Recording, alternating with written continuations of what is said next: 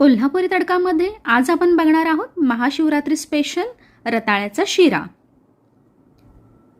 इथे उकडून घेतलेले 3 रताळी आहेत। कुकरच्या मी 3 शिट्ट्या करून घेतल्या होत्या। ही रताळी आपण किसून घ्यायची आहेत। पॅन मध्ये मी 2 चमचे तूप घातलेले आहे आणि ड्रायफ्रुट्स तळून घेतलेले आहेत। काजू आणि बदाम घेतलेले आहेत, तुमच्या आवडीप्रमाणे कोणतेही घेऊ शकता ड्रायफ्रुट्स।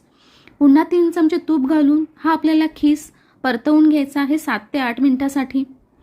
थोडंसं तुपाचा वापर करायचा आहे, आपण एकदम तूप घालायचं नाही। पुन्हा त्याच्यामध्ये 4 चमचे दूध घातलेलं आहे आणि पुन्हा आपल्याला 4 ते 5 मिनिटं आपल्याला हा परतवून घ्यायचा आहे।